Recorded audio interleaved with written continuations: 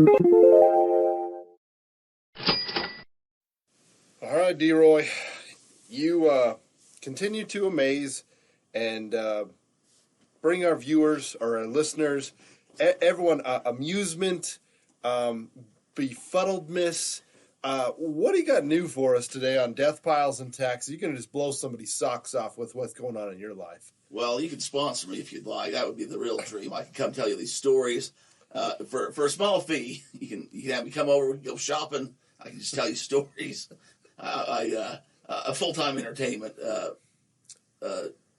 opportunity. I might have to hit you up. We're recording this on an early Friday morning. We'll see when it airs, but I got a chance to hit Vegas tomorrow with you if you're interested. I'm always kind of interested. I have to run it by the wife who just let me go out and party last night. It would be a quick trip. We're less than 24 hours. It's always a QT. It'd be a down and back. Well, as long as I can bring my CPAPper, I'll be all right. The CPAPper, yeah. We could probably do that. Might hit up a couple of the other guys, see if we can make a quick down and back. Down and dirty. I'm guessing you're going to see some basketball. We'll see. Don't want to jinx it. We'll see what's going to happen. Usually what you're after there. So yeah.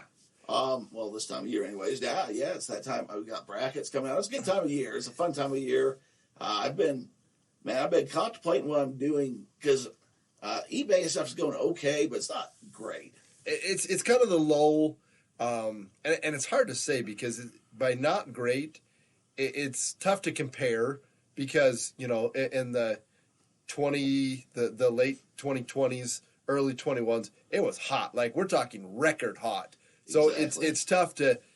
You're not gonna be able to hit that peak again. So it's tough to say whether it's slow or it's comparable to pre-COVID to normal. And that's the thing where I've been doing my cards, been doing my wrestling cards. I'm doing okay, but I'm kind of looking to branch out. I don't know if I want to branch out on eBay or I always have ideas. I need to figure out a place where I can just be employed, 6-figure salary to be an idea guy. Let's hit it, okay? We talked about the other day on the phone. I've always worked for myself. I haven't been able to have a regular job forever. And I know you're always teetering, and I think that's kind of where a lot of people in their different positions, especially listening to the podcast, whether it is a legit, side hustle, bringing in, a couple thousand, or in, some people's interests, couple tens of thousands. And then how do you make that jump to make it to where it's that full time? And you know what? I know what it is. You got to be afraid to fail. A lot of people need that security. Oh, I got to have health insurance. I got to know I'm getting that check every, 2 weeks. And it's that uncertainty that some people, for some reason, just can't take the next step. And I got a big sign out here in my office that says, bet on yourself. And I'm a big, big believer in that because I think, when it's on your own, you only have one person to blame if you're not making it work, and that's yourself. Where when you're working for the man, the man's kind of got control over you. So that's kind of my viewpoint. Where are you at there, D-Roy? Yeah, I think you hit a few nails on the head. I think there's a way of doing it. Some people just have to go all in. Some people can't work for other people. Truck drivers, for instance. A lot of truck drivers, the reason they drive a truck is as long as they get from point A to point B, there's not a problem. And they don't like working with other people. They don't have those skills, or it just drives them nuts or whatever. And so I'm around a lot. I've been around that pretty much most of my life. But yeah, there's that security of, okay, you got to pay the bills. Got to be able to have, if somebody gets sick, the insurance, everything you just said.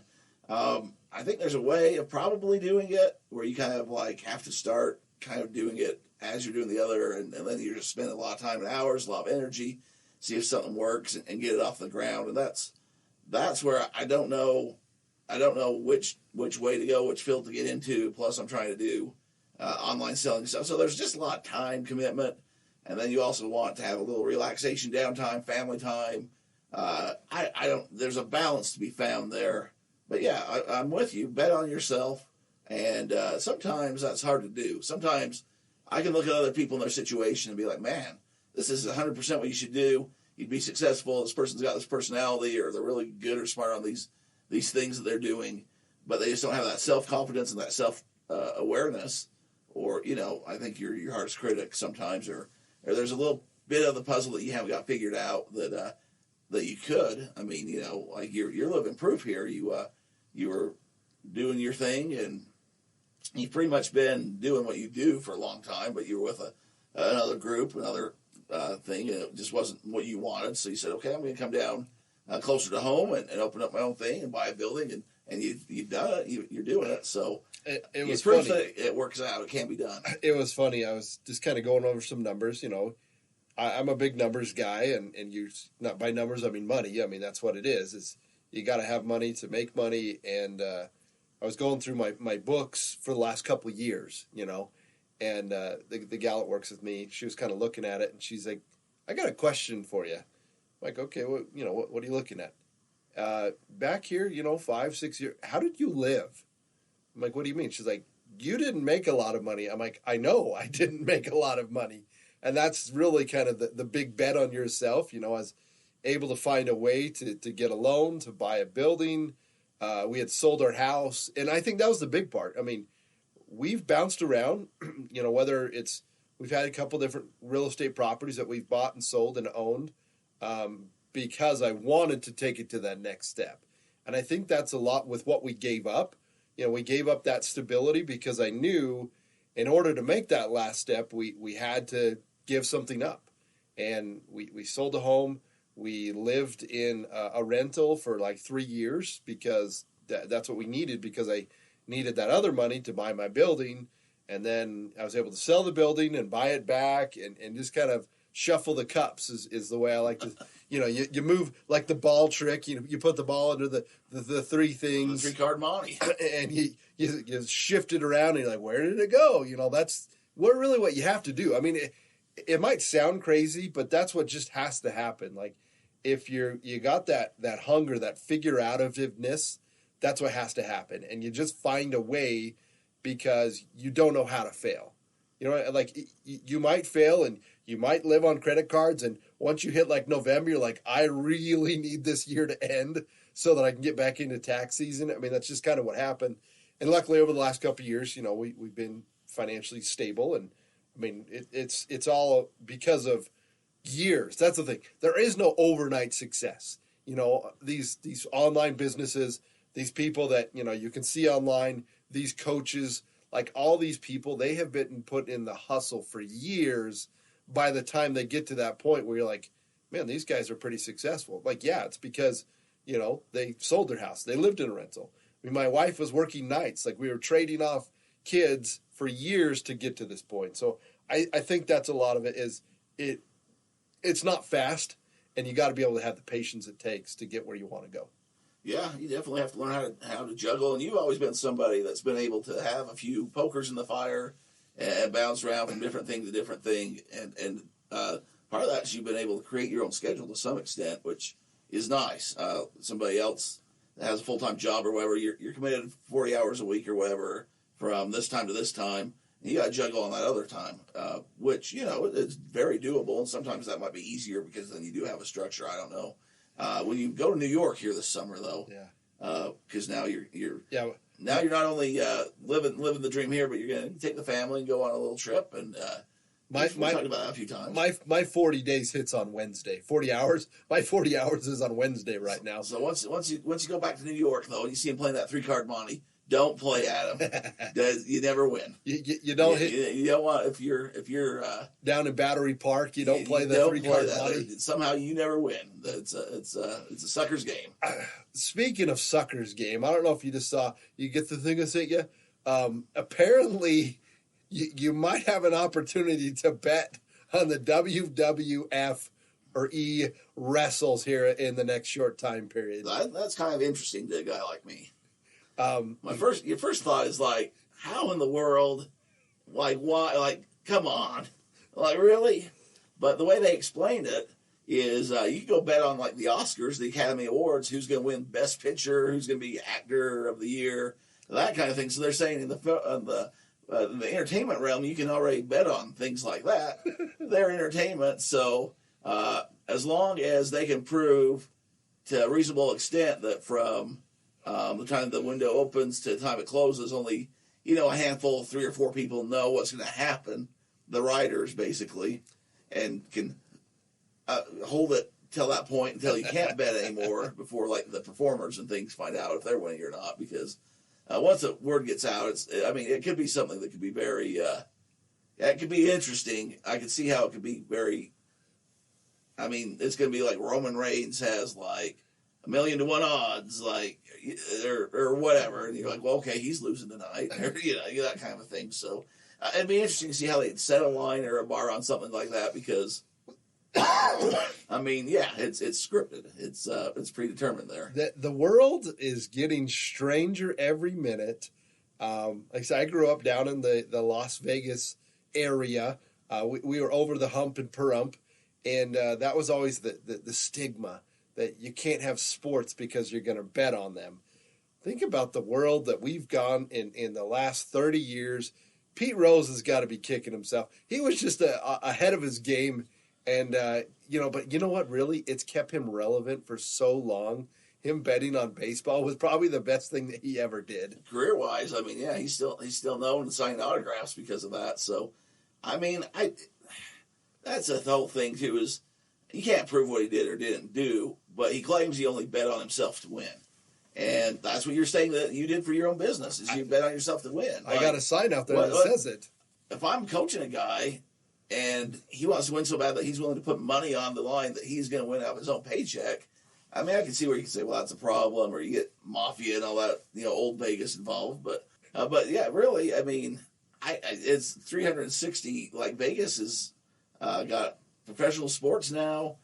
People go there. Like I was watching the XFL the other day a little bit. They have the line on the screen. I mean, it's a live line. Yeah, part of it's because you don't know who these teams are, but also it's a live line because they want people down at the casinos to be wagering on this, to have interest so that they can grow their league and get some interest that way. It's just, it's a whole different world. There's so many different ways to make money or to educate yourself on something that you might not know. And I guess that's we've been kind of hodgepodging over the last couple of weeks. Hopefully it's giving yourself the opportunity to learn. That's what I've, talked to people about is you got to be able to understand how to learn something new because there's going to be something here in the next 2 years doesn't even exist right now. This whole chat, GBT, whatever's going on. I mean, there's different things that are happening that if you're early and you take the time and you do your homework, if you do work a 40-hour, there's a lot of hours in a day, especially you get up, hit it at 6 a.m., you're done by 4, even if you take it easy from 5 till 9 o'clock, I mean, that's 4 hours in a day that you can probably do something with, and it all depends on what are you doing with your time. Are you Netflixing and chill, or are you, hitting YouTube and learning something that you didn't? Are you listing? Are you doing the side hustle? I just saw a really cool video about different coins. And everybody thinks coin collecting is, you got to have these super old coins, the 1900s. There's certain, like, even quarters that if they have, like, a different print style on it, they're worth $100. And that's what the video was is, hey, whenever you're cashing in that big old 5-gallon jug of nickels or quarters or coins or whatever you have, be on the lookout for these things. Just simple things like that. I saw a video the other day of somebody at going to the Goodwill or whatever, one of the thrift stores, and they found an old Nerf football that sold for like $120. There's just different things that, unless you've educated yourself, you'll probably just walk right by it. There's opportunity to pick up some breadcrumbs, a couple hundred bills all over the place. So hopefully you're spending your time wisely, D-Roy. Yeah, that's all what you want. What do you want to get out of it? I mean, is this something that you want to pursue? Do you want to go down this path? And sometimes that's the hard thing of what do I want, I mean, everyone wants $1 million or whatever at the end of the road, but what do you want to get there? And sometimes it might be about the money, and the money's always nice, but it's also about the no. It's like that, Trey's always going to remember his first online sale was an $8 McDonald's mat that we sold on the eBay auction for $250 to some dude in Japan. It just shows. That's a good first sale for anyone. It just shows that there's opportunities And unless you're out there, knowing, you literally will walk right by it. And plenty of people do. And I mean, how hard was it to go with the family? Say, yeah, that looks interesting. We're gonna sell that, put it up, and see what happens. I mean, sometimes it's just worth the try and the experience. And if a little freedom comes after that, that's great. And I tell everybody, I mean, we're all willing to spend money on education, in any kind of format, whether that's going to a basketball game, going to a concert, like that's kind of your form of entertainment. If you can mingle those together to make money while you're being entertained. We did that a lot. Like I said, when our kids were younger, we went around to thrift stores. We hit it pretty hard. We made some money. We made a lot of mistakes. I mean, that's the one thing you're going to learn is if you're not making mistakes, you should be coaching. Like, if you've got this perfected, then good for you. You should have your own podcast. You should be doing video interviews because people will pay for education. People pay for your knowledge. And that's what I've created at my business is people want, they want full service. Like they want to be educated. If they need help with something, they want to be able to call you and say, hey, you've got the knowledge. What's going to happen when I buy this piece of property and sell it? What is going to happen if I sell my house? Or, hey, I'm going to do something crazy. What can you do to help me to mitigate my tax situation? Now, those are fun conversations for you to listen in and have, I'm sure. Oh, I love them. I really do because I'm a big believer in people. I'm a big believer in ideas. And the key thing is even what I've learned over, 16 years. I've been doing this for 16 years now. I'm a 100% believer in those big ideas. When I talk to people, I don't faux pas anything anymore. It's not, yeah, sure, good luck, you're that guy. It's, yeah, I could see that working. And this is what you want to do to make sure that it does work the correct way. That's the worst thing that I tell people is it's like they have this idea in their head, oh, my friend told me to do it this way, or, I know another guy that do it this way. And if you do it wrong the first time, it's usually going to come back and bite you in the butt. Yeah, nobody wants to be that guy. You want to make the phone call before that happens, yes. Not afterwards. Because I always hate being the guy like, hey, if you would have called me like I always tell you to do, I would have saved you like $7,000 in taxes. Hey, what you should have done there, buddy. Yeah, this is what you should have done. And I've told you that before. You never want to be the I told you so guy, but I'm the I told you so guy. I have to be. I have to be so that people understand the mistakes that you make cost you money. And you have to be willing to accept that cost to realize next time I better learn, or I'm going to continue with that school of hard knocks. Because obviously you're doing something right. If you're making mistakes, you're trying, especially financial mistakes. It means you have the ability or else the want to make that kind of a mistake. Speaking of I told you so guy, what's this about the state of California now? They can do their taxes till October. They got some big extension. You know anything about that? I do. We got listeners everywhere. So again, that's on the California side. Like, the federal doesn't matter. Like, you have until April 15th to pay your taxes. You can file an extension. But California's always doing something weird. There's always so many floods or fires or mishaps with governments. It's been snowing here pretty decently. Yes, it has been snowing here. I'm really going to try and advocate for that deadline pushback to the from April 15th to May 15th. The problem with taxation is it's become extremely complex. You can all go back, like I said, first couple episodes we ever had. We talked hard about the Venmos, about the online retail business. Like I said, the IRS wants their money and they want it now. There was legislation in place that you were going to get 1099Ks from Venmo, from eBay, from Amazon, even if it was more than $600. And that would have created all kinds of havoc. Again, that was on the books. Like December 28th, they realized we don't have the infrastructure in place. This is going to cause an upheaval with the inmates. And right then at that date, they says, we're not going to enforce that law or that legislation. So, again, they've just kicked the can. Those of you who use any kind of online sharing of cash, sharing of dinero, it's going to be taxed. Like, don't think that you can hide anything from the government because they're going to get their money. You are selling a product or you're selling a service. You should be paying taxes on it. I mean, that's what the letter of the law says. Now, whether you believe it or not, good question. Like now you got my brain thinking it's like whether you're in the business of that. So selling a personal vehicle, that's always kind of that, do I pay taxes on it? Right now, no. Like if you're selling a personal vehicle, you've got the Prius, you've had it for some years, you sell it, you don't have to pay taxes on it because you've never written it off. It's never been a business asset. If it's in the name of the business, you do. But how many times can you do that? Should you be paying taxes on garage sale stuff?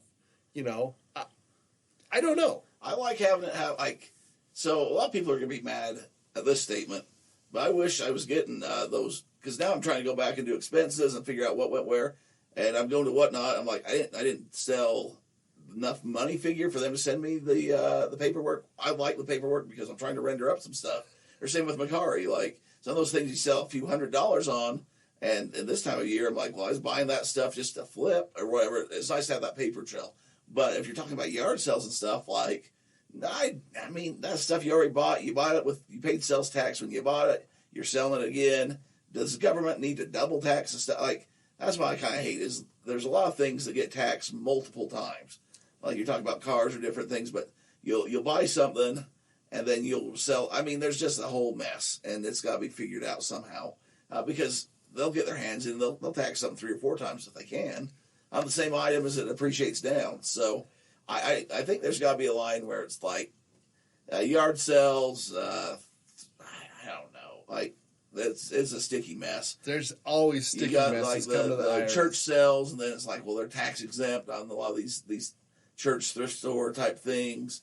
Do they have to pay it or not? But then there's still sales tax, and if they're just doing the neighborhood garage sales, if you're doing it at your house, it's fine. But if there's 5 or more houses, then it's a big enough sale. I mean, the technology and stuff is interesting how it's progressed and how slow the government is to actually catching up with what's been going on for 20 plus years. To now they're to the point of like, oh, this might be getting a little. We're missing out on a good pot. Even going back, I mean, it's not that many years ago. I was selling online when the sales tax online became an issue and a thing where they're like, hey, we should be getting sales tax on this stuff before the Nexus laws. Before you could just go and see what an item costs down at your local whatever store, and then you can go online on Amazon or wherever. Same box, same item, and you're like, well, I could buy it here and pay $12 of sales tax, or I can get here with free shipping and no sales tax. So a lot of those things are continuing to evolve and change. Hopefully we don't overcorrect too much, but man, it's an interesting world. The education is the key thing, and I think that's kind of, again, as we're pushing that, like I said, list your items, find things to sell, go make that money, because there are 2 things in life that are for certain, my friend, and that would be Deathpiles and taxes. When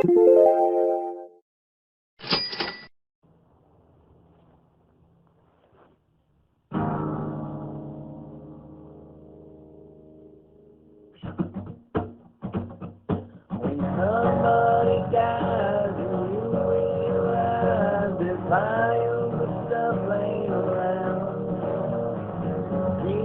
garage sales and digging in my chest, find something worthwhile, yeah, something that you can sell. Well, don't you see, there's only 2 things guaranteed. There's only 2 things guaranteed. Let's say,